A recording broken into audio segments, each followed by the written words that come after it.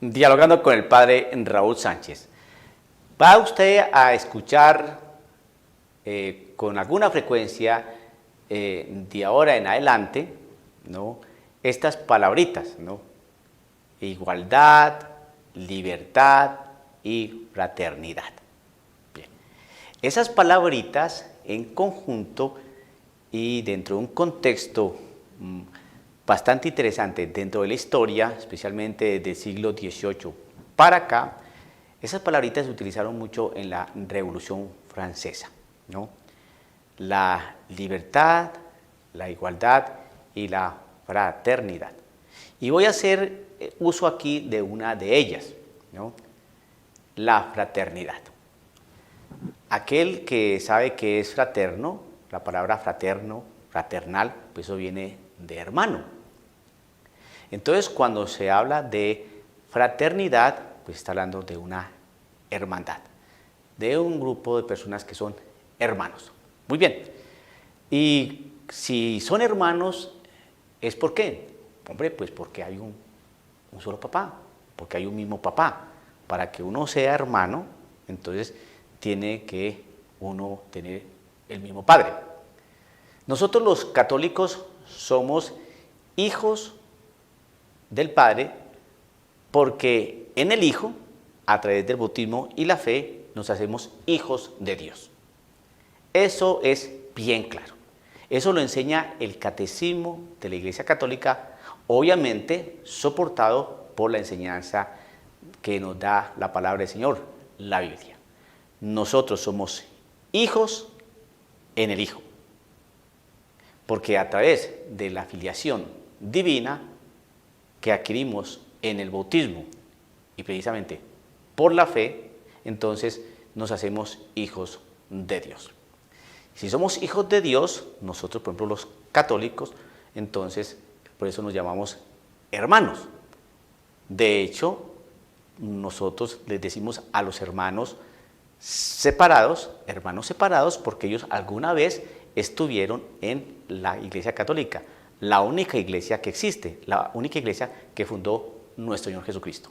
Pero como ellos formaron todo aparte, ¿no?, desde que apareció Martín Lutero, Zwinglio, Calvino, Erasmo, Knox, Enrique VIII, de aquella época para acá, pues entonces ellos se separaron de nuestra familia, se salieron de nuestra familia, pero siguen teniendo el mismo papá.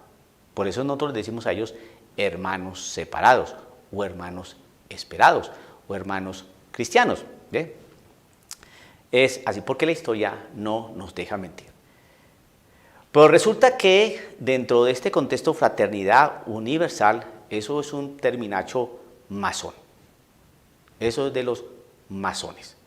Entonces ve usted en la imagen que está detrás de mí, pues esa gran escuadra, ¿no?, y ese compás, elementos propios de un arquitecto universal, de un obrero, ¿no? Entonces son elementos propios de la masonería.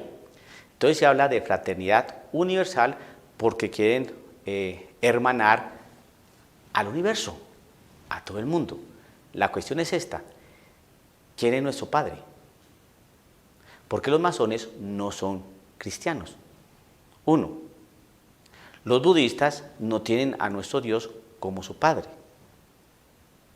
Los musulmanes no tienen a Dios, ¿no?, al Padre de Jesús, a nuestro Padre, Padre nuestro que estás en el cielo.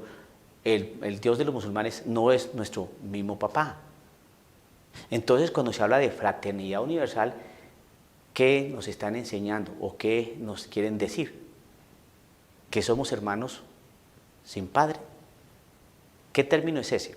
Pero resulta que en la Revolución Francesa, cuando se hablaba de fraternidad, era porque existía un mismo ideal, existían como un mismo proyecto, como un mismo horizonte que seguir. Inmediatamente se terminó la Revolución Francesa, ¿no?, y se cayeron todos esos presupuestos, pues se acabó la fraternidad, se acabaron los hermanos. Nosotros los creyentes en Cristo Jesús tenemos un Padre y sabemos que nuestro Padre es un Padre eterno, y mientras nosotros tengamos filiación a Él y nos sintamos amados por Él y que a través del bautismo y la fe vamos a ser siempre hijos de Él. Así nos vayamos, como hizo el hijo pródigo, ¿no? Como nos narra la Escritura. El Padre siempre está allí con los brazos abiertos para recibir al hijo que regresa arrepentido. Ese Padre, ¿no?, es distinto a ese Padre etéreo, bien confuso, que no lo entiende nadie. La fraternidad universal. Y usted póngale mucha atención a aquellos discursos dentro de la misma Iglesia Católica donde se nos filtraron esas palabritas. Se nos va a hablar de fraternidad universal, se nos va a hablar de igualdad universal, se nos va a hablar sobre libertad universal. Ahora, esas palabritas de libertad, igualdad y fraternidad. Libertad.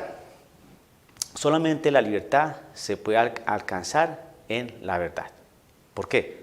Porque la verdad nos hará libres. ¿Y quién es la verdad? Cristo Jesús.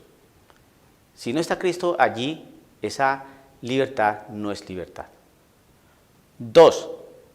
Cuando se nos habla de igualdad, entonces, ¿qué significa eso de igualdad? Todos somos iguales frente a Dios. ¿Por qué? Porque Dios es el que nos da la dignidad de personas humanas. Dios. ¿Y quién es ese Dios? Nuestro Padre. El Padre de Jesús. Otra realidad de Dios es un Dios etéreo también. Un Dios que no conoce a nadie. Y 3, cuando se habla de fraternidad, pues obviamente porque tenemos un papá. El Padre de Jesús, que es el Padre nuestro, que nos adquirimos en el Hijo, por filiación divina. La fe, el bautismo, nos hace hijos de Dios. Entonces, cuando usted dentro del gran discurso de la Iglesia Católica, empiece usted a escuchar esas palabritas, libertad, igualdad, fraternidad, esas 3 palabritas de alguna manera cambiaron la Trinidad, Padre, Hijo y Espíritu Santo.